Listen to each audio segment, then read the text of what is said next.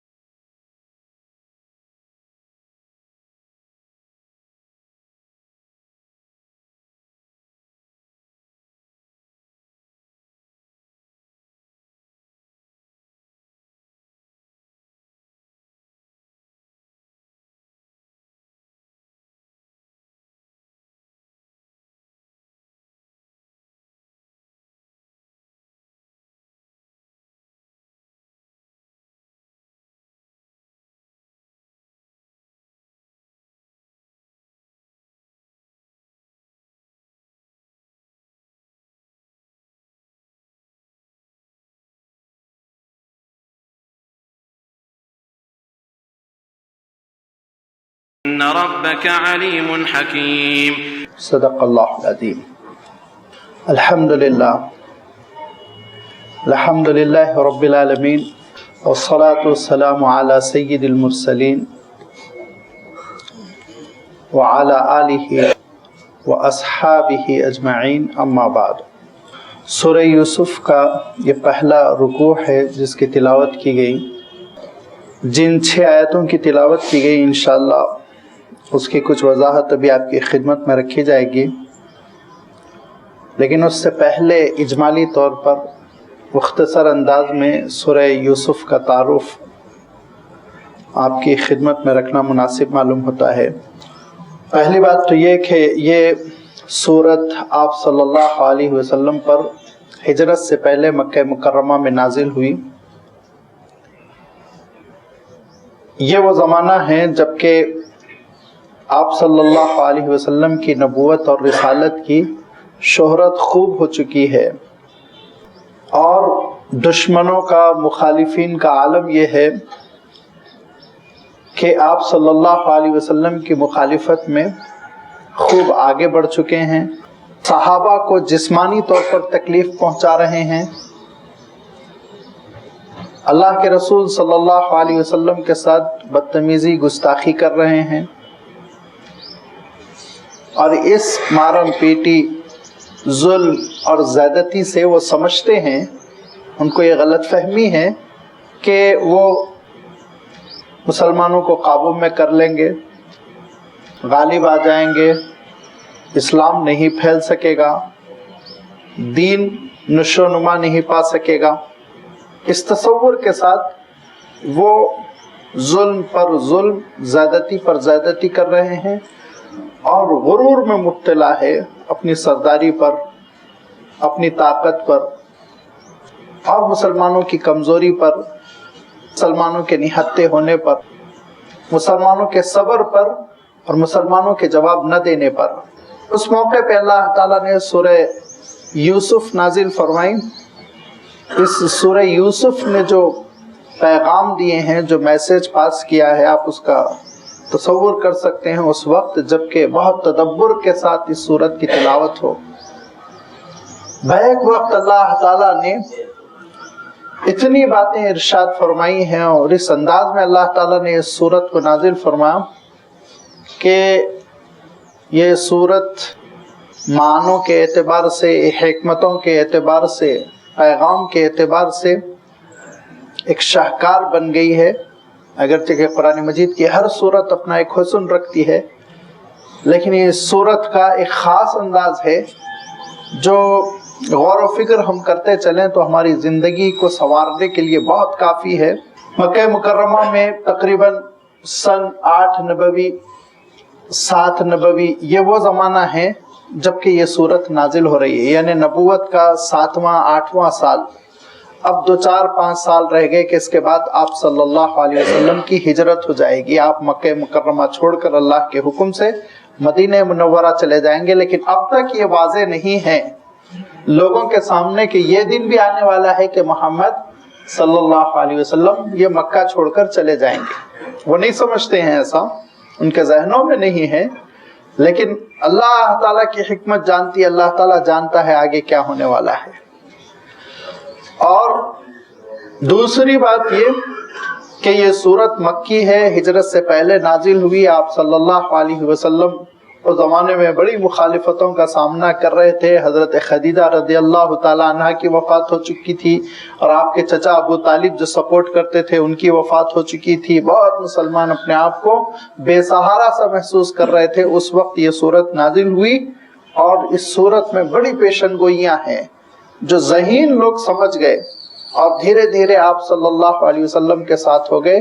جو بلید تھے، جن کی ذہانت وہ اس لیول کو نہیں پہنچی ہوئی تھی جس لیول کو حضرت ابوبکر اور حضرت عمر کی ذہانت تھی، تو وہ مخالفت میں لگے رہے، نہیں سمجھ سکے، اور وہ پھر اسلام قبول کیے یا تو فتح مکہ کے موقع پر یا پھر کافر مرے۔ اللہ تعالیٰ نے اس سورت کو 111 آیتوں میں نازل فرمایا۔ یہ بھی ایک عجیب و غریب معجزہ ہے۔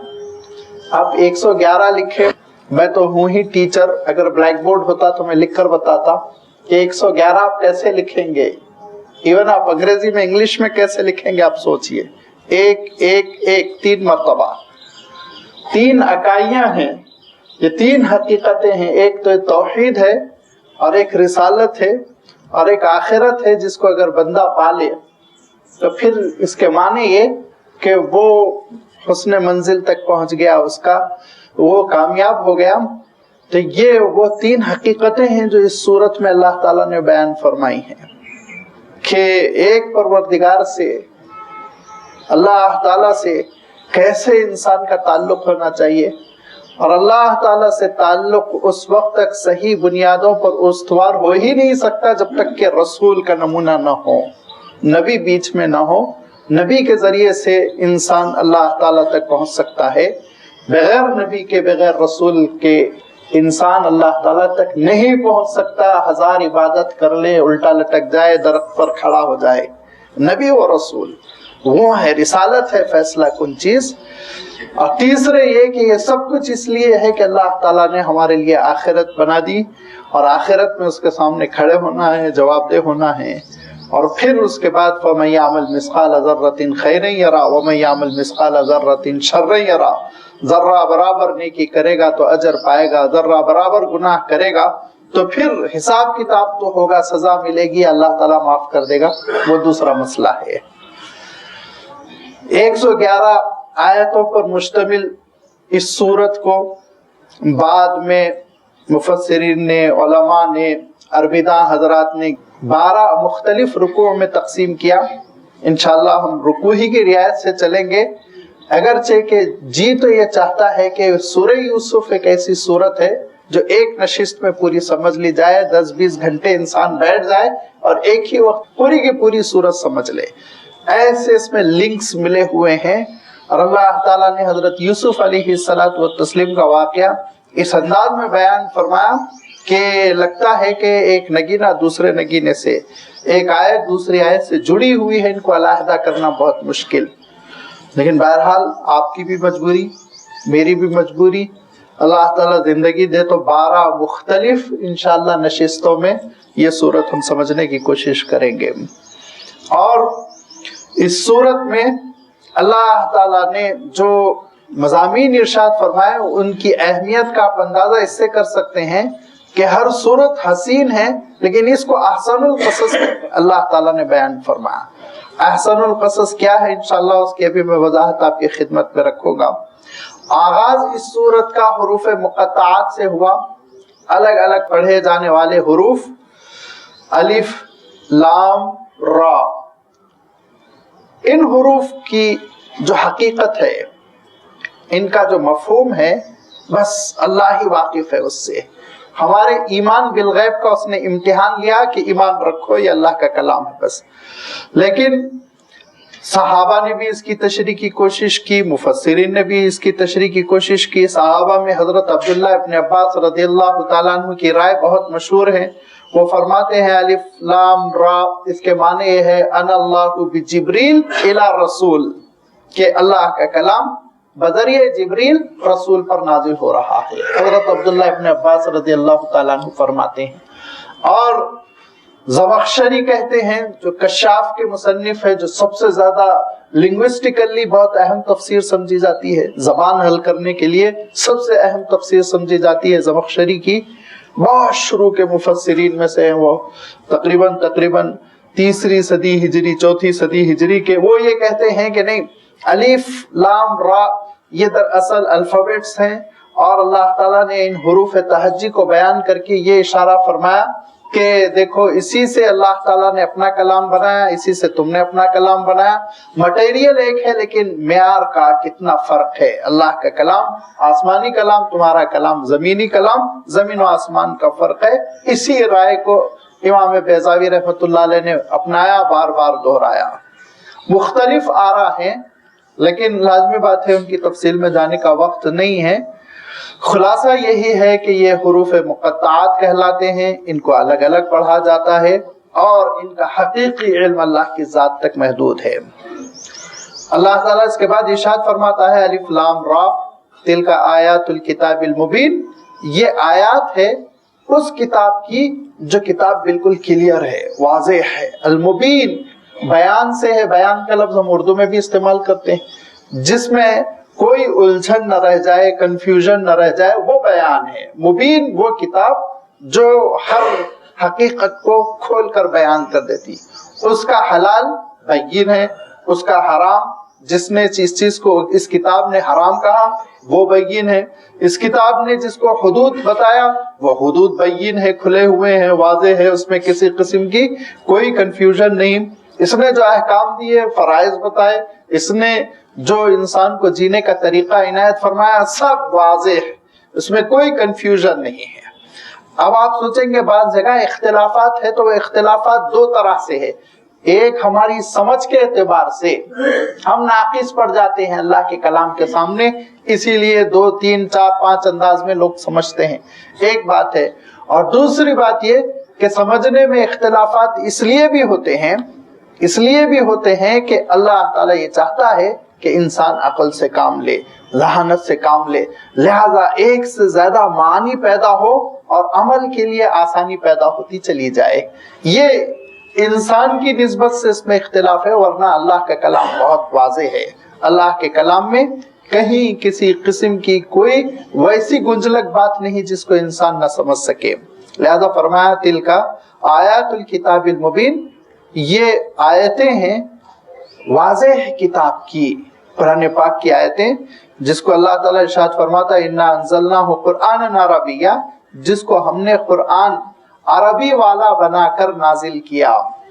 انا انزلناہ، اس کتاب کو ہم نے نازل کیا، قرآن بنا کر، عربین عربی والا۔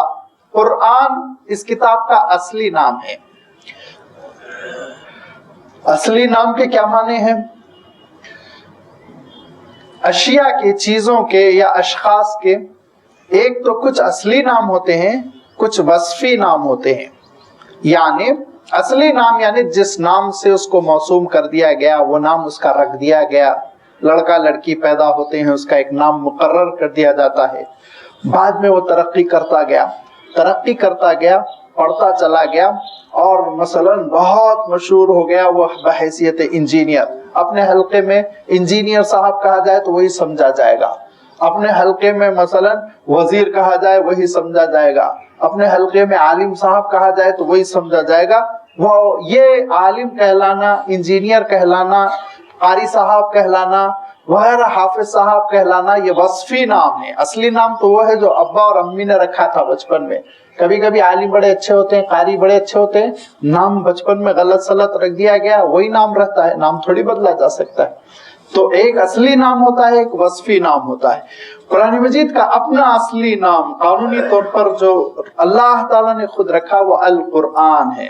اب اس کے وصفی نام بہت ہے، الفرقان ہے، تنزیل ہے، الکتاب ہے وغیرہ وغیرہ، لیکن اللہ تعالیٰ نے اس کو قانونی طور پر جس نام سے موسوم کیا وہ ہے قرآن۔ اور قرآن یہ لفظ بھی ایسا عجیب و غریب ہے کہ لفظ خود بتاتا ہے یہ کتاب معجزہ ہے، یہ لفظ خود بتاتا ہے۔ قرآن کے معنی خوب پڑھی جانے والی چیز۔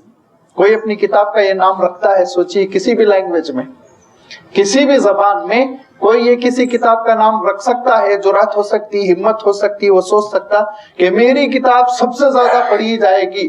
لیکن اللہ تعالیٰ نے اپنی کتاب کا نام رکھا، وہ جانتا تھا کہ دنیا میں میری کتاب سب سے زیادہ پڑھی جائے گی. یاد رکھیے ایک اور فرق ہے، کبھی کبھی غلط فہمی ہوتی ہے. دنیا میں سب سے زیادہ چھپی جانے والی کتاب، جو سب سے زیادہ پرنٹ ہوتی، وہ دوسری ہے، وہ ہے بائبل. بہت پرنٹ ہوتی لیکن پڑھی نہیں جاتی وہ کتاب. پرنٹ کرتے ہیں، تقسیم کرتے ہیں، اور سینکڑوں کتابیں تو کوڑے دان میں ڈال دی جاتی ہے، ڈسٹ بن میں ڈال دی جاتی ہے. نہیں ہونا چاہیے کوئی بھی مذہبی کتاب کے ساتھ، مگر ایسی ناقدری کے ساتھ وہ تقسیم کرتے ہیں کہ نتیجہ یہ نکلتا ہے کہ اسٹوڈنٹس کو 100 تقسیم کر دی گئی. گھر لے جانے کے بجائے انہوں نے اپنے کلاس روم کے کوڑے دان میں اس کتاب کو ڈال دی. ہماری اپنی آنکھوں نے دیکھا ہے، کوئی ایسی بات نہیں ہے جو ڈھکی چھپی چیز ہو، بڑی ریسرچ کے قابل ہو. چھپتی تو بہت ہے بائبل، لیکن یاد رکھیے پڑھی بالکل نہیں جاتی. سب سے زیادہ روئے زمین پر پڑھی جانے والی کتاب قرآن مجید ہے، سب سے زیادہ پڑھی جاتی ہے. کیسے پڑھی جاتی ہے آپ جانتے ہیں. الحمدللہ رب العالمین سے والناس تک ایک لفظ بیچ میں چھوڑنا گوارا کوئی نہیں کرتا جو پڑھتا ہے. اور کتنا پڑھی جاتی ہے آپ اندازہ کیجئے کہ صرف آپ رمضان المبارک میں جو تراویح میں ختم ہونے والی قرآن مجید کتنے مرتبہ ختم ہوئی، کتنے مسجدوں میں پورے ہندوستان میں، اس کا ہی آپ سروے کر لیجئے. پھر انڈیا سے باہر نکلیے ایشیا، پھر ایشیا سے باہر نکلنے کے بعد پوری دنیا، تو آپ اندازہ کر لیں گے کہ ایک مہینے میں کتنے لاکھ مرتبہ پڑھی گئی. ایک ہی مہینے میں کتنے لاکھ مرتبہ پڑھی گئی. یہ تو اجتماعی ہے، کلیکٹیولی جو پڑھی گئی. اب انڈیویجول تو آپ سروے ہی نہیں کر سکتے، امپاسبل ہے، ممکن نہیں. تو یہ معجزہ ہے کہ اللہ تعالیٰ نے اس کتاب کا نام ہی قرآن رکھ دیا کہ خوب پڑھی جانے والی. قراءت سے ہے، قراء سے قرآن بنا. روٹ ورڈ تو آپ جانتے ہیں عربی میں ٹریلیٹرل ہوتا ہے، قاف را حمزہ، اسی سے قراءت ہے، اسی سے قراء ہے، اسی سے قاری صاحب ہے، وغیرہ وغیرہ، اسی سے القرآن ہے. خوب پڑھی جانے والی اللہ تعالیٰ کی کتاب ہے. کس میں؟ عربین. یہ ہے اصل عربی کتاب. قرآن اصلاً اوریجنلی عربی ہے، اور اگر اردو میں ہے، تیلگو میں ہے، انگلش میں ہے تو وہ قرآن نہیں ہے. اس کو قرآن نہیں کہا جائے گا. آپ اس کو نماز میں نہیں پڑھ سکتے، اس کی آپ تلاوت نہیں کر سکتے. وہ ٹرانسلیشن ہے، سمجھنے کی ایک کوشش ہے. وہ مترجم نے اس کو سمجھنے کی، ٹرانسلیٹر نے اس کو سمجھنے کی کوشش کی. وہ غلطی بھی کر سکتا ہے، انسان تو غلطی کرتا ہے، کتنا ہی بڑا کیوں نہ ہو انسان سے غلطی ہوتی ہے. تو مثلا اگر میں ترجمہ لکھوں تو میں نے سمجھنے کی ایک کوشش کی اور اپنے الفاظ میں اس کو بیان کیا، اور میرے الفاظ بھی غلط ہو سکتے ہیں، سمجھنے میں غلطی بھی ہو سکتی ہے، ٹرانسلیشن میں غلطی ہو سکتی ہے. اسی لیے اصل قرآن عربی قرآن ہے، غیر عربی قرآن قرآن نہیں ہے، وہ ترجمہ ہے. اور عرب اس کو ترجمہ قرآن نہیں بولتے. پوری عرب دنیا ترجمہ قرآن نہیں بولتی، وہ بولتے ہیں معنی قرآن کا ترجمہ. قرآن کے وہ معنی جو مترجم صاحب سمجھے اس کو انہوں نے اپنی زبان میں پیش کیا. آپ کوئی بھی عرب ایڈیشن دیکھیے جس میں ٹرانسلیشن ہو، اس پہ لکھا رہے گا ترجمۃ معانی القرآن. ترجمۃ القرآن کبھی نہیں لکھیں گے، ہو ہی نہیں سکتا. ان کا ذوقی گوارا نہیں کر سکتا. وہ کہتے ہیں اللہ کے کلام کا ترجمہ کیسے ہو سکتا ہے، امپاسبل ہے. لہذا ترجمہ جو ہو رہا ہے وہ میری سمجھ کا ہے. میں نے جس طرح معنوں کو سمجھا اس کو میں نے شفٹ کر دیا. اس میں غلطی بھی ہو سکتی ہے، اسی لیے نہ نماز ہو سکتی ہے ترجمے سے، اسی لیے نہ تلاوت ہو سکتی ہے، نہ ترجمے کے ذریعے سے آپ عبادت کر سکتے ہیں. ہاں قرآن پاک سمجھنے کی کوشش کر سکتے ہیں. اسی لیے ایک ترجمے سے قرآن مجید سمجھنے کی کوشش بھی نہیں کرنا چاہیے. یاد رکھیے ایک ترجمے اور ایک تفسیر پہ کبھی ڈیپینڈ نہیں کرنا چاہیے. مترجم اور مفسر نے جو غلطی کر دی وہ آپ کے ذہن میں بیٹھ جائے گی، اور آپ ہمیشہ کے لیے کلام اللہ کے سلسلے میں غلط فہمی کے شکار رہیں گے. کمپیریٹیو اسٹڈی کرنی چاہیے، 4-5 ترجمے پڑھنے چاہیے تاکہ کچھ صحیح مفہوم آپ کو مل سکے. اللہ تعالیٰ ارشاد فرماتا ہے قرآن عربین، کہ ہم نے اس کو عربی والا قرآن بنا کر نازل کیا. اب عربی زبان کیا ہے، اس کی وضاحت، اس کی خصوصیات، اور اللہ تعالیٰ نے قرآن مجید کے لیے عربی زبان کا جو سلیکشن کیا، انتخاب فرمایا، اس کے پیچھے جو حکمتیں ہیں وہ اگر بیان کیا جائے تو بالکل ہم اپنے موضوع سے ہٹ جائیں گے.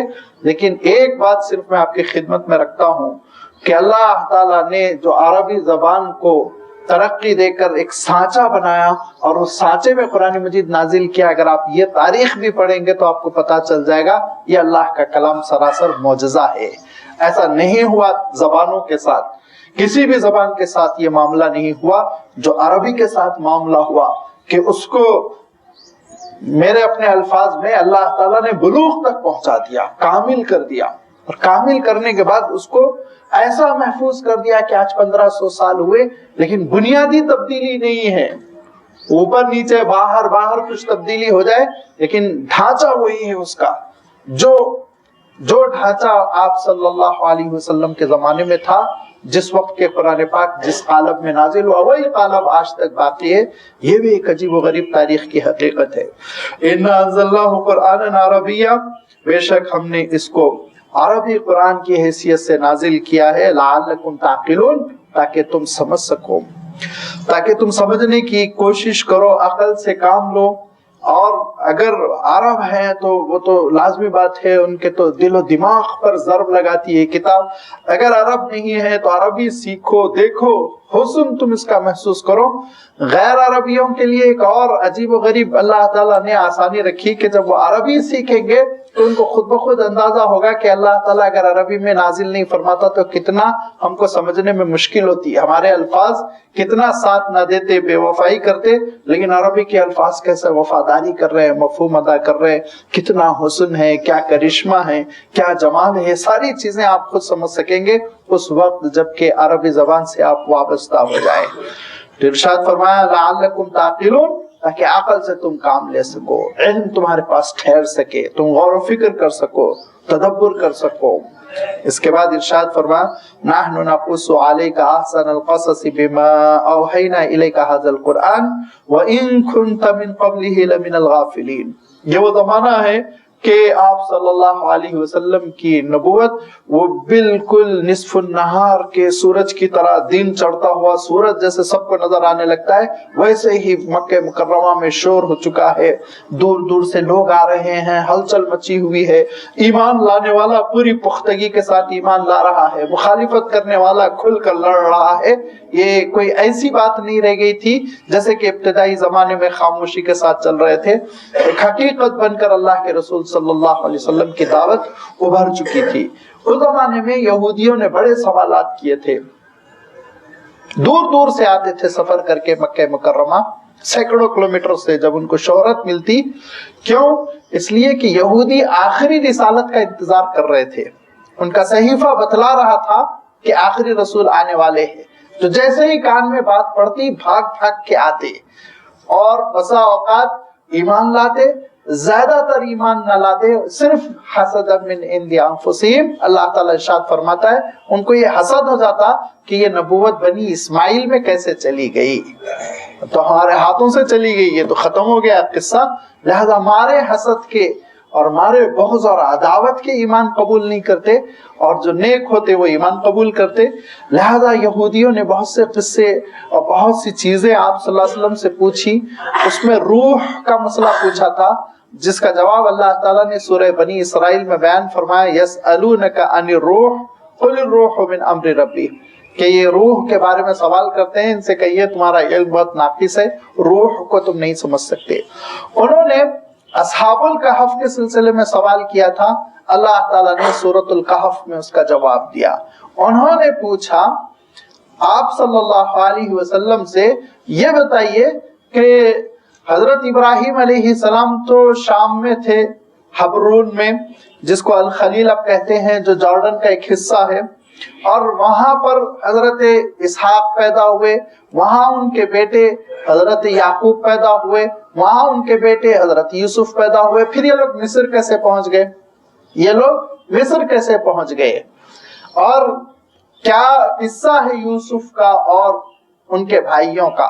یہ سوال آپ صلی اللہ علیہ وسلم سے کیا تو اللہ تعالیٰ نے حضرت یوسف علیہ السلام کا پورا واقعہ ایک ہی مقام پر سورہ یوسف کی حیثیت سے نازل فرمایا، اور ارشاد فرمایا نحن نقص علیک احسن القصص، ہم آپ کو یہ قصہ بیان کریں گے، اور وحی کی بنیاد پر یہ قصہ اے نبی آپ تک پہنچے گا. اب آپ اس میں ایک حقیقت کو ذہن میں رکھیے کہ انہوں نے سوال کیا، اللہ تعالیٰ نے خود ان سے سوال گویا کروا دیا کہ انہوں نے کہا کہ یہ تو ملک شام میں پیدا ہوئے تھے، اس زمانے میں وہ شام کہلاتا تھا، اب تو اردن کہلاتا ہے، تو وہاں سے یہ مصر تک کیسے پہنچ گئے؟ اس سوال کے پیچھے ایک حقیقت کا اشارہ تھا کہ انبیاء علیہ الصلوۃ والتسلیم کی زندگیوں میں ہجرت ہوتی ہے، انبیاء علیہ السلام کی زندگی ہجرت پر مبنی ہوتی ہے۔ حضرت موسیٰ علیہ السلام نے ہجرت کی، حضرت ابراہیم علیہ السلام نے ہجرت کی، تو گویا اشارہ تھا کہ اے نبی آپ کی بھی ہجرت ہونے والی ہے، آپ بھی انشاءاللہ ہجرت کریں گے، یہ ایک اشارہ تھا۔ اور پھر اس اشارے کو اللہ تعالیٰ نے زیادہ وضاحت کے ساتھ آگے آیتوں میں بیان فرمایا۔ آپ صلی اللہ علیہ وسلم کو بھی اندازہ ہو رہا تھا کہ شاید مجھے بھی ملک مکہ چھوڑ کر کہیں اور جانا پڑے گا، اور مخالفین کو بھی اشارہ ہوا کہ حضرت یوسف علیہ السلام کی طرح کہیں ایسا نہ ہو کہ محمد بھی صلی اللہ علیہ وسلم یہاں سے کہیں اور چلے جائے۔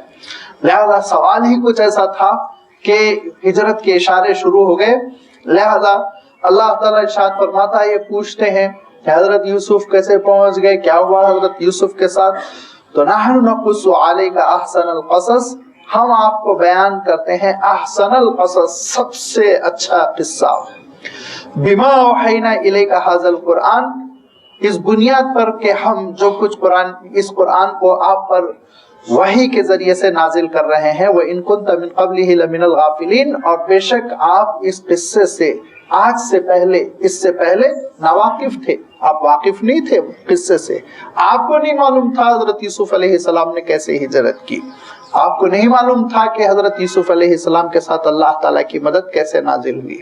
ہو سکتا پوچھنے والا یہ پوچھے اور یہ کہے کہ آج جو اولڈ ٹیسٹمنٹ ہے اس میں تو ہے واقعہ حضرت یوسف علیہ السلام کا، تو واقعہ یہ ہے کہ وہ اولڈ ٹیسٹمنٹ کا واقعہ بھی لے لیجئے اور قرآن مجید کا لے لیجئے، اور دونوں میں دیکھیے زمین آسمان کا فرق۔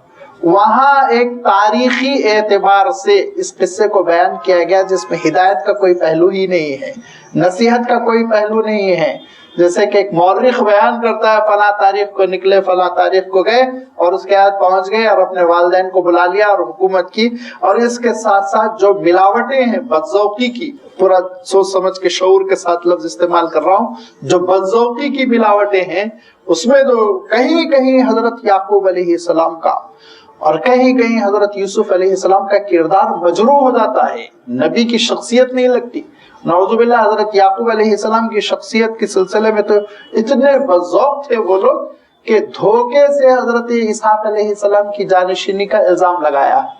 حضرت اسحاق علیہ السلام کے متعدد فرزند تھے، حضرت یعقوب سب سے بڑے نہیں تھے، حضرت یعقوب دوسری اہلیہ سے چھوٹے فرزند تھے۔ تو اگر آپ پسند کریں تو میں ان کا بیان کر دوں کہ کتنی بدذوقی ہے ان کے اندر۔ کہتے ہیں حضرت اسحاق علیہ السلام ضعیف ہو گئے تھے اور مارے بڑھاپے کے نابینا ہو گئے تھے، نظر نہیں آ رہا تھا، تو کہنے لگے ایک دن کہ جو مجھے تازہ تازہ گوشت شکار کر کے لائے گا، بھنا ہوا کھلائے گا، میں اس کو اپنا جانشین بنا دوں گا۔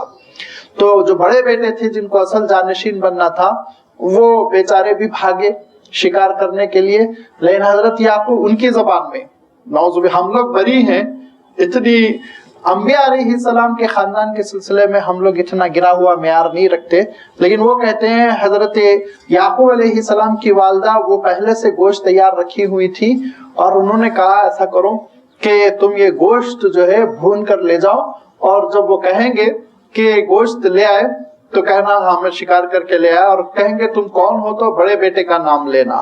تو بڑے بیٹے کے جسم پہ تھوڑا روئیں زیادہ تھے، تو یہ ساری چیزیں اولڈ ٹیسٹمنٹ میں ہیں، تو ایسا کرنا کچھ اپنے جسم پر مینڈے کے بال چپکا لینا، وہ ہاتھ ٹٹولیں گے تو بال زیادہ لگیں گے تو سمجھیں گے بڑا بیٹا ہے اور تم کو جانشینی دے دیں گے۔ حضرت یعقوب نے نعوذ باللہ ایسے ہی کیا، بال چپکا لیے، گوشت بھون کے لے گئے، کہا ابا جان میں گوشت لا لیا۔ اس کے بعد انہوں نے کہا اچھا بڑے بیٹے ہو، دیکھا کہ بال ہے تو کہا اچھا ٹھیک ہے میں تم کو جانشینی دے رہا ہوں، اپنا امامہ پہنا دیا، تیل سے جسم کو مالش کر دیا، کہا تم آج سے میرے ممسوح، جس کو مسح کیا، جس کو جانشینی دی، وہ قرار دیے جا رہے ہو۔ اب آپ سوچئے، ایک تو یہ نعوذ باللہ حضرت اسحاق علیہ السلام جیسے جلیل القدر نبی وہ گوشت کھا کے جانشینی بیچیں گے؟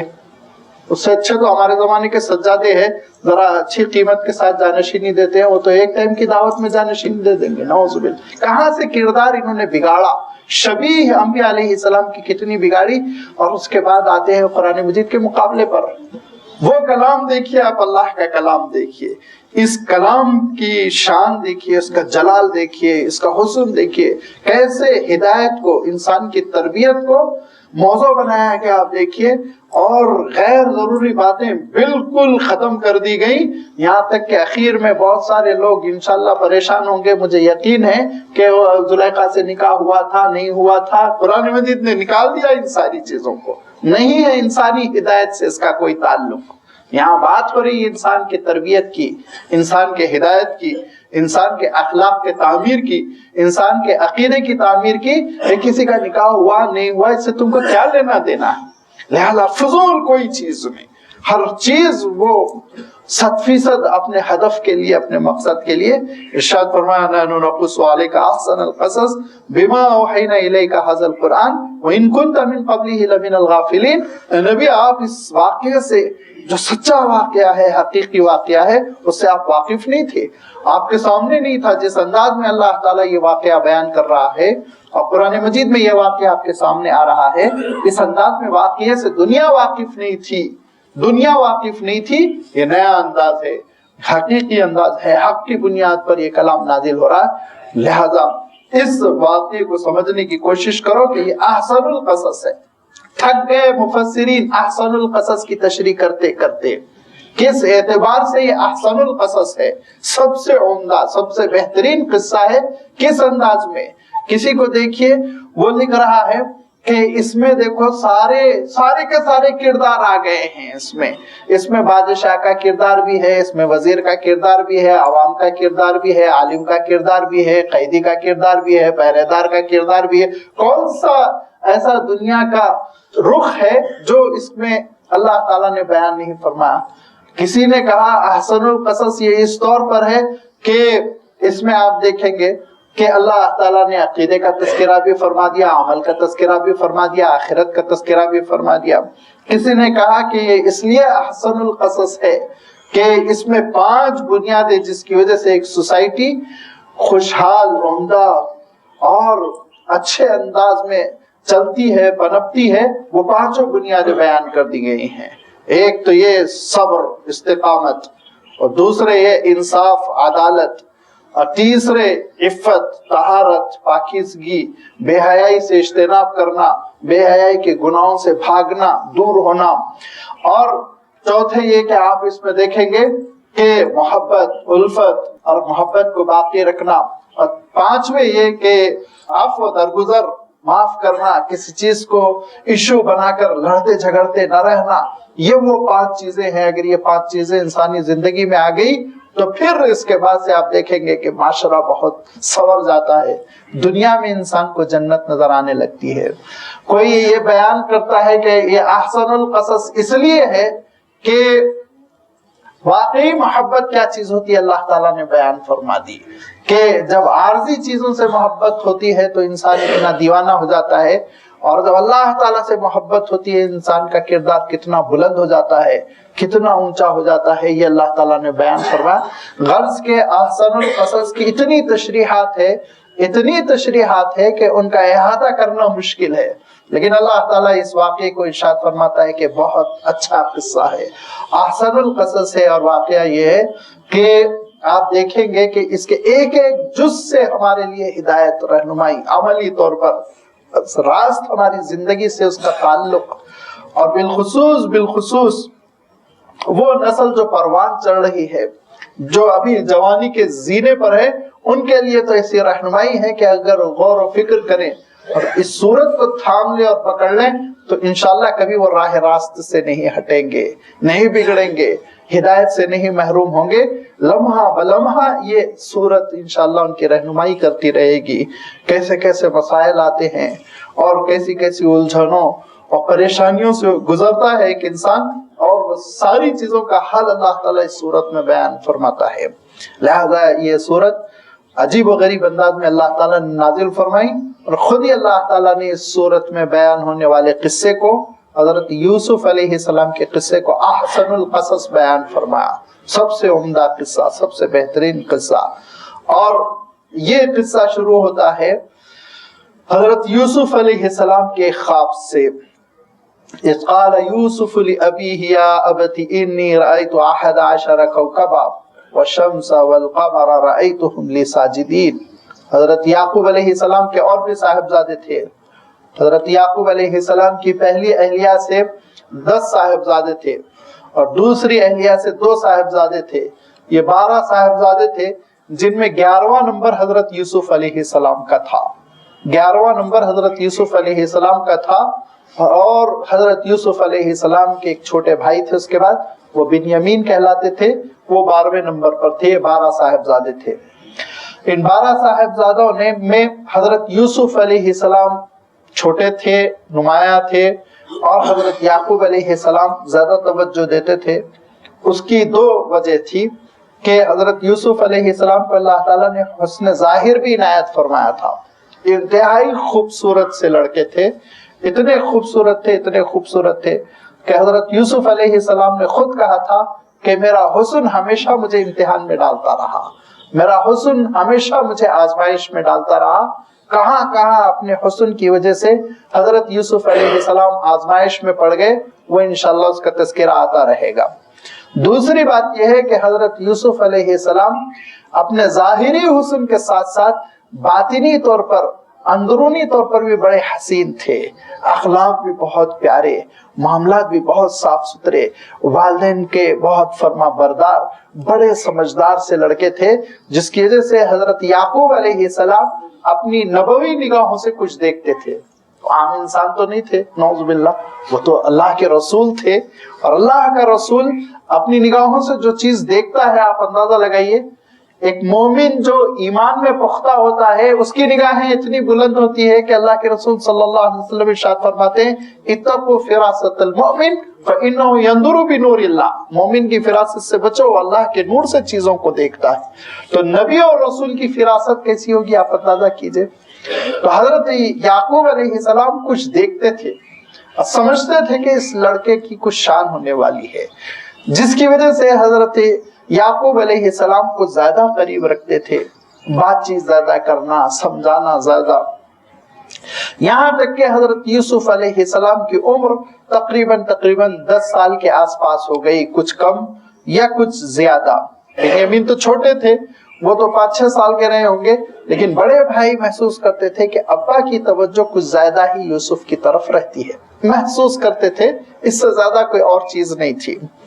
یہاں تک کہ حضرت یوسف علیہ السلام ایک مرتبہ حضرت یعقوب علیہ السلام کی خدمت میں اپنے والد کے پاس آتے ہیں اور کہتے ہیں اذ قال یوسف، یاد کرو اس وقت کو جب کہ کہا یوسف نے لأبیہ، اپنے والد ماجد سے، حضرت یعقوب علیہ السلام سے، یا ابتی، اے ابا، انی رأیت، بے شک میں نے دیکھا ہے، 11 کوکبا والشمس والقمر، 11 ستاروں کو اور سورج کو اور چاند کو، اور رأیتہم لی ساجدین، ان کو میں نے دیکھا کہ وہ سجدہ کر رہے ہیں.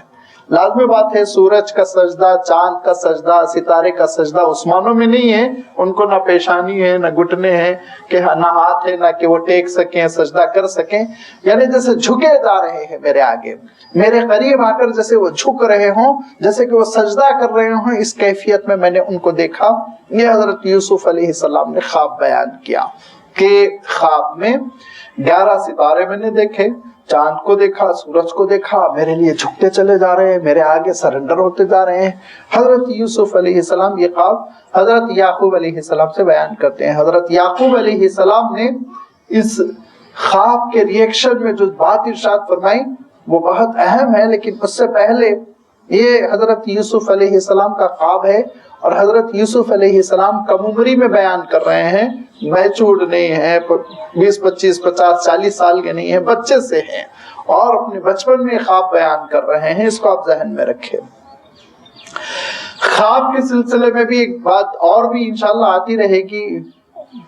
جیل میں جو قیدیوں نے خواب دیکھا تھا، انشاءاللہ اس موقع پہ بھی بعض باتیں آئیں گی. یہاں ایک بات یہ سمجھنا ہے کہ خواب 3 طرح کے ہوتے ہیں، خواب 3 قسموں کے ہوتے ہیں. اللہ کے رسول صلی اللہ علیہ وسلم نے بڑی وضاحت کے ساتھ یہ بات ارشاد فرمائی کہ خواب 3 طرح کے ہوتے ہیں۔ ایک بات تو اللہ کے رسول صلی اللہ علیہ وسلم ارشاد فرماتے ہیں نیچرلی کچھ چیزیں ہوتی ہیں جن کو احلام کہتا ہے انسان۔ احلام کے معنی یہ کہ دن میں جو چیزیں یا زندگی میں جو چیزیں انسان کے ساتھ گزرتی رہتی ہیں وہ اس کو میموری سیل محفوظ کرتے رہتے ہیں، اور جب انسان بالکل آرام کے ساتھ سوتا رہتا ہے تو وہ میموری سیل ایک دوسرے سے خلط ملط ہو کے کچھ منظر دکھاتی رہتی ہے، اس کو انسان خواب کے طور پر دیکھتا ہے۔ اور بعض لوگوں کا خواب تو ایسا ہے کہ سیریل کی طرح چلتا رہتا ہے، بہت خواب دیکھتے ہی رہتے ہیں، وہ پوری رات خواب دیکھتے رہتے ہیں۔ بعض کو ایسا ہے کبھی کبھی خواب دیکھتے ہیں، خواب نہیں دیکھتے اکثر و بیشتر، یہ الگ الگ نیچرز ہوتے ہیں۔ تو آپ صلی اللہ علیہ وسلم ارشاد فرماتے ہیں ان خوابوں کی کوئی حقیقت نہیں۔ اور دوسرے ارشاد فرمایا اضغاث و احلام بھی ہوتے ہیں جو شیطان کی جانب سے ہوتے ہیں۔ شیطان تشویش پیدا کرنے کے لیے بعض ایسی چیزیں دکھاتا ہے جس سے انسان بہت ہی زیادہ پریشان ہوتا ہے، کبھی بڑی بے حیائی کے منظر، کبھی بہت خوفناک منظر، کبھی ایسا کہ انسان بددل ہو جائے، بالکل ایک غیر یقینی کی کیفیت پیدا ہو جائے، مایوسی کی کیفیت پیدا ہو جائے، ایسے خواب دکھا کر تحریش کرنا چاہتا ہے۔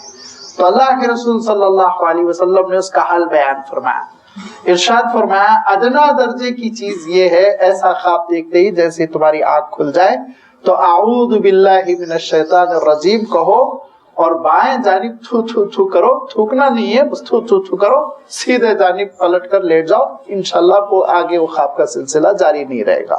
یہ ادنا درجے کی چیز ہے، لیکن فرمایا بہتر تو یہ ہے وضو کر کے 2 رکعت پڑھ لو، یہ زیادہ اچھا ہے کہ ایسے موقع پہ تم وضو کر لو، 2 رکعت نماز ادا کر لو، اور اس کے بعد پھر تم اپنی نیند کمپلیٹ کر لو۔ یہ وہ شیطانی وسوسے ہیں جو القائے شیطان کی جانب سے انسان کو پریشان کرنے کے لیے ڈالے جاتے ہیں۔ اور تیسرا رؤیا ہوتا ہے، عربی کے اعتبار سے لازمی بات ہے، اردو میں ہمارے پاس الفاظ نہیں، ہم سب کا ترجمہ خواب سے کرتے ہیں۔ رؤیا کے معنی یہ ہوتے ہیں کچھ حقیقتیں ہوتی ہیں جو اللہ تعالیٰ کی جانب سے بطور رہنمائی انسان کو بتائی جاتی ہے، لیکن وہ لباس مجاز میں، وہ ایسا نہیں کہ آپ کسی دوست سے لڑتا ہوا اپنے آپ کو دیکھ رہے ہیں تو واقعی لڑائی ہوگی، ایسا نہیں، کچھ اشارے ہوتے ہیں، وہ اشاروں کی زبان ہوتی ہے اور اس کو سمجھنا ہر ایک کے بس میں نہیں ہوتا ہے۔ لہذا یہ رؤیا صالحہ جو ہوتے ہیں ان کے بارے میں اللہ کے رسول صلی اللہ علیہ وسلم ارشاد فرمائے یہ نبوت کا 40واں حصہ، کسی حدیث میں 50واں حصہ، کسی حدیث میں 60، کسی میں 70 کا تک کے لفظ آیا، 70واں حصہ۔ یہ کیا ہے؟ اس کی خود اللہ کے رسول صلی اللہ علیہ وسلم نے وضاحت کر دی کہ نبوت کا 40واں حصہ ہوگا یا 70واں حصہ ہوگا، یہ تو بات سمجھ میں نہیں آ رہی۔ تو فرمایا جتنا انسان سچائی کا عادی ہوتا ہے اتنا ہی اس کا خواب حقیقت سے قریب ہوتا ہے۔ جو بڑے چھوٹے ہیں تو ان کا 70واں حصہ ہوتا ہے، تھوڑا بہت اشارہ ہوتا ہے، لیکن بہت سچ جو بولتے ہیں وہ سچ بولنے والوں کا خواب گویا نبوت کا 40واں حصہ ہوتا ہے۔ اب آپ یوں اندازہ لگائیے کہ ایک انسان، عام انسان جو خواب میں جو راست باز ہے، سچ بولتا ہے، خواب میں ایک حقیقت کو دیکھا تو اس کو نبی 40 گنا زیادہ اچھا واضح انداز میں دیکھتا ہے۔ 40 مرتبہ آپ اس کو بلند کر لیجئے تو پھر اس کے بعد سے جتنا کلیئر ہو جائے گا ویسا نبی دیکھتا ہے۔ اور عام انسان 40 پردوں میں اس کو دیکھ رہا، کوئی 50 پردوں میں، کوئی 60 پردوں میں، کوئی 70 پردوں میں۔ یہ انسان کی راست بازی پر ڈیپینڈ کرتا ہے، ایمان پر نہیں۔ خواب سچا ہونے کے لیے یا خواب میں حقیقت کا جو اشارہ کیا جا رہا ہے اس کے لیے مومن ہو، مسلمان ہو، یہ شرط نہیں ہے۔ حضرت یوسف علیہ السلام کے سامنے جو خواب آیا تھا بادشاہ کا، وہ اس وقت تک مسلمان نہیں تھا۔ جو گرفتار شدہ 2 لوگوں نے خواب بیان کیا تھا قیدیوں نے، وہ مسلمان نہیں تھے۔ تو معلوم یہ ہوا ایمان بھی شرط نہیں ہے خواب کے لیے۔ کبھی کبھی اللہ تعالیٰ کافروں کو بھی اشارہ فرماتا ہے خواب کے ذریعے سے، اور پھر اس کے بعد سے کبھی کبھی وہ خواب ان کے لیے ہدایت کا ذریعہ بھی بن جاتے ہیں، ایمان کا ذریعہ بھی بن جاتے ہیں۔ تو یہ بیان کیا گیا ہے کہ خواب میں جو حقیقتوں کا اشارہ ہوتا ہے اس کے لیے ایمان بھی شرط نہیں ہے۔ اہل کفر بھی خواب دیکھ کر اشارہ سمجھ سکتے ہیں، لیکن اللہ کے رسول صلی اللہ علیہ وسلم نے تاکید کر دی کہ ایسے خواب تم حرکت و ناقص کو بیان نہ کرو. ایسے خواب فرمایا دو صفت جس کے اندر ہو بیان کرو، ایک تو علم اور ایک تم سے خیر خواہی. علم تو ہے لیکن آپ کا دشمن ہے تو سمجھ جائے گا اچھا ان کو جائیداد ملنے والی ہے لہذا الٹی تعبیر بیان کرو پریشان رہے. فرمایا علم بھی ہو، تم سے خیر خواہ بھی ہو، اخلاص بھی ہو، محبت بھی ہو. یہ دو صفات ہے اس کے اندر. علم نہیں ہے صرف خیر خواہ ہے تو خواب میں دیکھا آپ سمندر میں ڈوب رہے تو کہا رہے تم تو مر جاؤ گے، اس کو تو علم ہی نہیں. علم والا سمجھے گا سمندر کی تعبیر کیا ہوتی ہے، آگ کی تعبیر کیا ہوتی ہے وغیرہ وغیرہ. یہ مختلف اشیاء ہیں جو بسا اوقات قرآنی لباس میں قرآن مجید کے جو اصطلاحات ہے ان کے لباس میں بھی دکھایا جاتا ہے. مثلا حضرت شاہ عبدالعزیز رحمۃ اللہ علیہ کے پاس ایک صاحب آئے، ان کے طالب علم، اور انہوں نے آ کے کہا حضرت بہت اچھا خواب دیکھا. بولے کیا خواب دیکھے؟ بولے وہ بادشاہ سلامت، مغل آخری زمانہ تھا، بادشاہ سلامت میرے گھر آئے ہوئے ہیں، دیکھا میں حضور گھر آئے ہوئے ہیں، اتنا اچھا خواب دیکھا. کہا تم فوراً یہاں سے جاؤ، فوراً جاؤ اور گھر میں جتنے لوگ بیٹھے ہوئے ان کو باہر نکال دو. وہ شاگرد رشید تھا اس زمانے کا، آج کل کا ہوتا حجت کر کے وہ استاذی کو الٹا کرنے کی کوشش کرتا، لیکن وہ دوڑ کے گیا.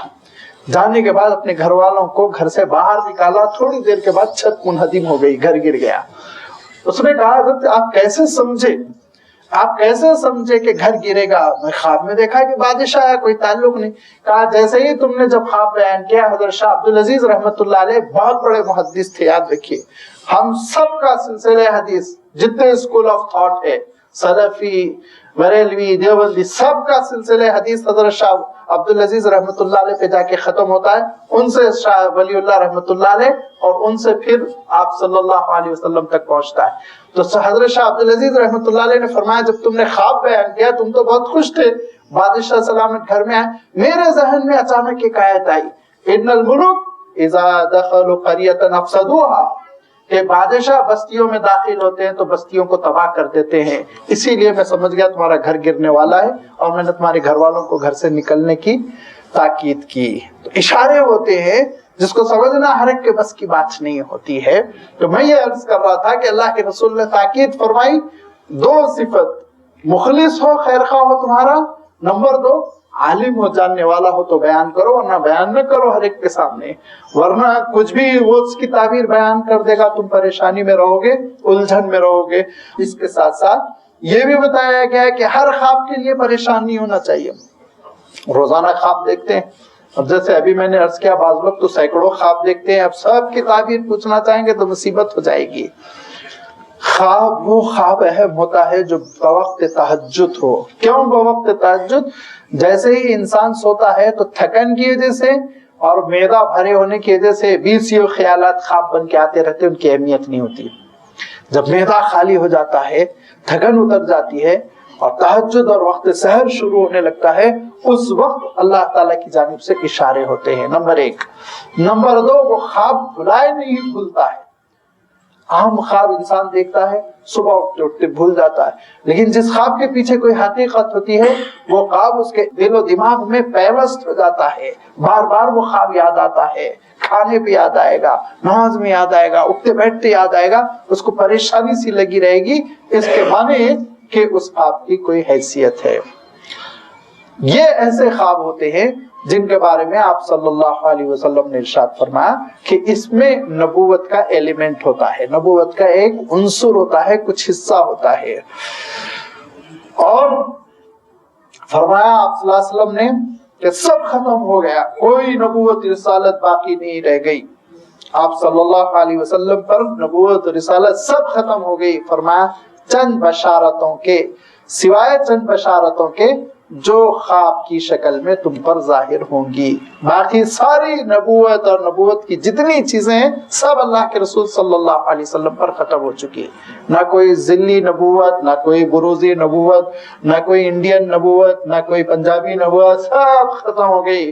اس کو تو اللہ کے رسول صلی اللہ علیہ وسلم نے فرمایا کہ میں نے خواب دیکھا میرے ہاتھ میں جیسے کسی نے ایک بندھن سی باندھ دی، جیسے کہ کسی نے اس میں ہاتھ میں ہتھکوڑی جیسے کہتے ہیں اس ٹائپ کی چیز باندھی اور مجھے بہت زور سے پھونکنے کا حکم ہوا. میں بہت زور سے پھونکا، ٹوٹ پھوٹ کے وہ بکھر گئی. تو صحابہ نے فرمایا اللہ کے رسول آپ کے خواب کی تعبیر کیا ہے؟ کہا میرے بعد کے جھوٹے نبی، میرے بعد کی جھوٹی نبوتیں، لیکن یہ کہ ایک پھونک میں میری وہ ختم ہو کر رہ گئی، میری نبوت کے سامنے وہ نبوتیں چلیں گی نہیں، یہ فرمایا۔ تو اللہ کے رسول صلی اللہ علیہ وسلم کو خود بتایا گیا تھا کہ بہت سے نبی کھڑے ہوتے چلے جائیں گے، لیکن یہ کہ عربوں کا انداز ٹریٹمنٹ کا الگ تھا، انڈین کا انداز الگ تھا۔ عرب نے چھٹی کر دی جنگ کر کے، ہم لوگ کتابیں لے کے مناظرہ کرتے رہ گئے، تو آج تک مناظرہ کر رہے ہیں۔ ہم بھی عربوں کے انداز میں چھٹی کر دیے ہوتے تو نہ مصیبت رہتی اور نہ ہی یہ پریشانیوں کا سامنا کرنا پڑتا۔ ایک تاریخی غلطی ہم سے ہوئی جس کا نقصان آج تک ہم بھگت رہے ہیں، پتہ نہیں کب تک بھگتنا ہوگا۔ لہذا اللہ کے رسول صلی اللہ علیہ وسلم نے وہی خواب میں دیکھا تھا کہ اس طرح کی سازشیں ہوتی رہیں گی، اللہ تعالیٰ ان سے ہم کو محفوظ رکھے۔ حضرت یوسف علیہ السلام نے خواب میں دیکھا کہ 11 ستارے ہیں اور سورج ہے اور چاند ہے جو سجدہ ریز ہوتے چلے جا رہے ہیں، لہذا کمسن ہے، نوخیز ہے، لڑک پن ہے، لیکن اس کے باوجود ایک بے چینی ہے، یہاں تک کہ اپنے والد کے پاس آئے اور حضرت یعقوب علیہ السلام کو سارا کا سارا ماجرا اور خواب بیان کیا۔ اب پھر آپ سوچئے حضرت یعقوب علیہ السلام وہ اللہ کے نبی اور رسول، اور آپ اندازہ کیجئے کہ یہ خاندان بھی کیا خاندان کہ وہ خود بھی نبی و رسول، ان کے والد حضرت اسحاق نبی و رسول، ان کے چاچا حضرت اسماعیل نبی و رسول، ان کے دادا حضرت ابراہیم نبی و رسول، ان کا بیٹا نبی و رسول بننے والا ہے۔ کیا شان تھی جو اللہ تعالیٰ نے عنایت فرمائی۔ لہذا انہوں نے فوراً سمجھ لیا کہ اب یہ ابراہیم کی جو میراث ہے یہ میرے بیٹے یوسف کو بھی ملنے والی ہے۔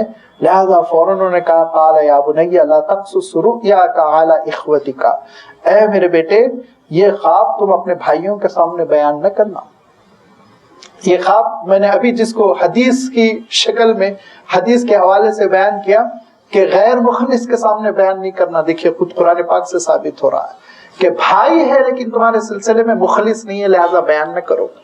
کیا کہا حضرت یعقوب نے؟ یا بنی لا تقصص، اے میرے بیٹے اس خواب کو نہ بیان کرنا، علی اخوتک اپنے بھائیوں کے سامنے، فیکیدوا لک کیدا، بہت ممکن ہے تمہارے خلاف سازش کر جائیں، تمہارے خلاف کوئی سازش کر جائیں، مکر و فریب کر جائیں۔ کیوں؟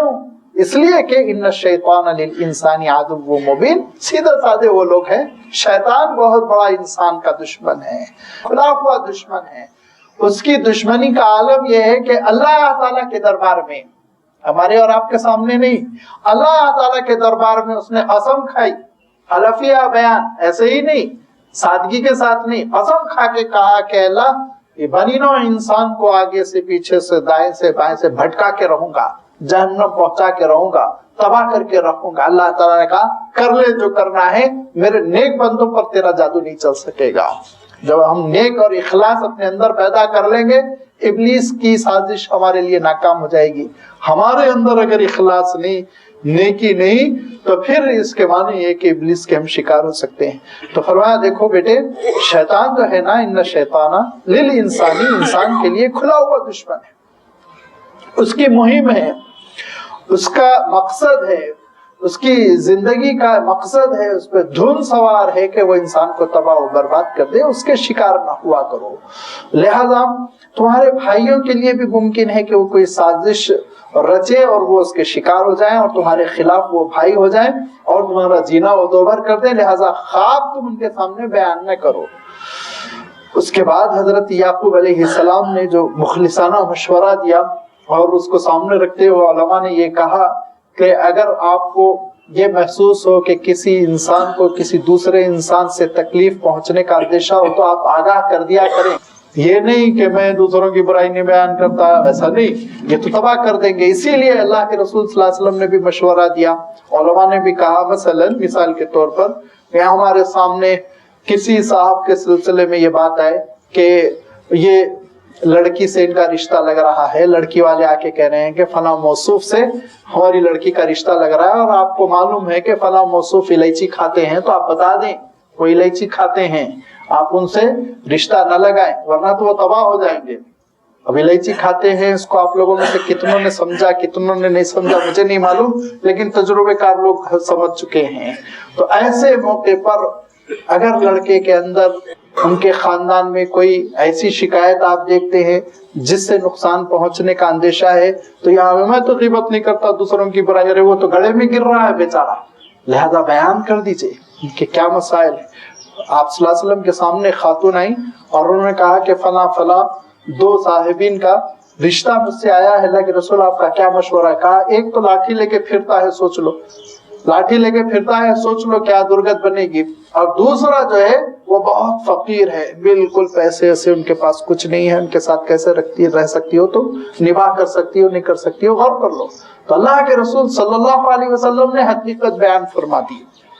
ایسے موقعوں پر جبکہ کسی کو کسی سے نقصان پہنچنے کا اندیشہ ہو تو انجان نہیں بننا چاہیے۔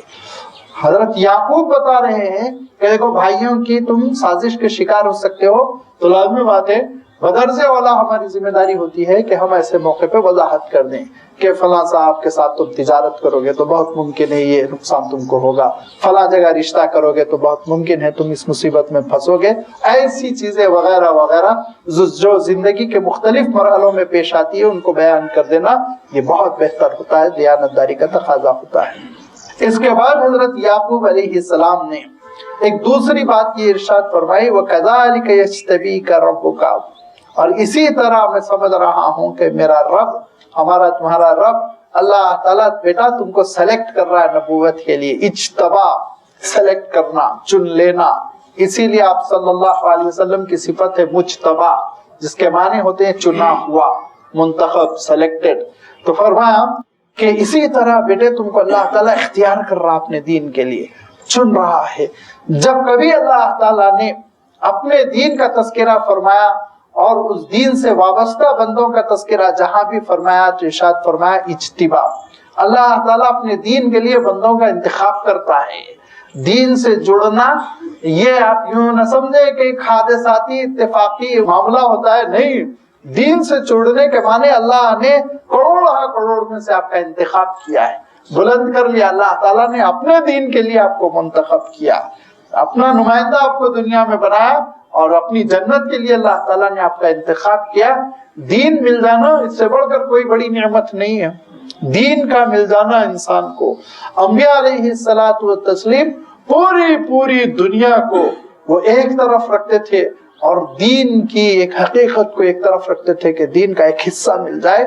اس کا آپ اندازہ کیجئے کہ اللہ تعالیٰ نے اپنے آخری رسول سے خطاب کرتے ہوئے ارشاد فرمایا کہ اے نبی لا تمدن عینیک الی ما متعنا به زہرۃ الحیات الدنیا، ساری دنیا کو جو ہم نے نعمتیں دے رکھی ہے، وائٹ ہاؤس میں بسنے والے بادشاہوں کو جو نعمت ہے اور ان کے جو اسپیشل طیارے چلتے ہیں ان سب کو آپ کاؤنٹ کر لیجئے۔ فرمایا وہ سب ایک طرف ہے نبی، اور ایک طرف یہ کہ ہم نے آپ کو سورہ فاتحہ عنایت کر دی، ہم نے آپ کو وَلَقَدْ آتَيْنَاكَ سَبْعًا مِنَ الْمَثَانِِ، 7 پڑھی جانے والی آیتیں دی ہے نا، ہم نے کتنی بڑی نعمت دی ہے، اس کے بعد کوئی نعمت نہیں ہے دنیا میں، ساری چیزیں بے حقیقت ہے۔ دین کا مل جانا، دینی نعمتوں کا مل جانا اور اللہ کے دربار میں کھڑے ہو کر 2 رکعت اور 4 رکعت کا مل جانا دنیا اور ما فیہا سے بہت بلند ہے۔ فرمایا کذالک یجتبیک ربک، بیٹے اللہ تمہارا سلیکشن کر رہا ہے، انتخاب فرما رہا ہے بیٹا تمہارا۔ وَيُعَلِّمُكَ مِن تَأْوِيلِ الْأَحَادِيثِ، اللہ تعالیٰ چیزوں کی حقیقت کا علم تم کو دے رہا ہے، جتنی چیزیں اللہ کا کلام اور خوابوں کی حقیقت اور اس پوری دنیا میں ساری جو حقیقتیں ہیں ان سب حقیقتوں سے واقفیت تم کو عنایت کر رہا ہے۔ وَيُتِمُّ نِعْمَتَهُ عَلَيْكَ وَعَلَىٰ آلِ یعقوب، اور تم پر اور آل یعقوب پر نعمت کو ایسے ہی مکمل کر رہا ہے جس طرح کہ کما تمہا علی ابویک من قبل ابراہیم و اسحاق، جس طرح کہ تمہارے آبا و اجداد میں تم سے پہلے ابراہیم اور اسحاق پہ اس نے نعمت مکمل کی نبوت کے ذریعے سے، رسالت کے ذریعے سے، اسی طرح اللہ تعالیٰ تم پر نبوت اور رسالت کو نازل فرما رہا ہے اور اپنی کامل نعمت تم کو عنایت فرما رہا ہے۔ ان ربک علیم حکیم، بے شک پروردگار بہت علم رکھنے والا، بے شک اللہ تعالیٰ بہت علم رکھنے والا اور بہت دانا بینا ہے۔ اس کے کام سارے حکمت پر مبنی ہوتے ہیں، اس کے کام اتفاقی نہیں ہوتے۔ تمہارا سلیکشن، تمہارا انتخاب بھی اللہ کے علم اور اس کی حکمت کی بنیاد پر ہو رہا ہے، لہذا تم اس کام کے لیے اب تیار ہوتے چلے جاؤ۔ حضرت یعقوب علیہ السلام نے تو تاکید کی تھی کہ بیٹے یہ خواب بیان نہ کرنا. حضرت یعقوب علیہ السلام نے تو اشارہ فرمایا تھا کہ بیٹے تمہاری ایک شان ہونے والی ہے مستقبل میں, اللہ تعالیٰ تمہارے ساتھ ایک خاص معاملہ کرنے والا ہے. لیکن مجھے ایسا لگتا ہے کہیں نہ کہیں سے یہ خواب کی حقیقت بھائیوں تک پہنچ گئی اور یہ راز جو ہے کھل گیا, جس کی وجہ سے پھر عجیب و غریب صورتحال پیش آئی, اور اس عجیب و غریب صورتحال سے حضرت یوسف علیہ السلام کو دوچار ہونا پڑا, جس کا اللہ تعالیٰ نے تذکرہ آنے والے رکوع میں بیان فرمایا. انشاءاللہ اس کی تلاوت اور اس کی تشریح آئندہ اتوار آپ کی خدمت میں رکھی جائے گی. وآخر دعوانا ان الحمد للہ رب العالمین.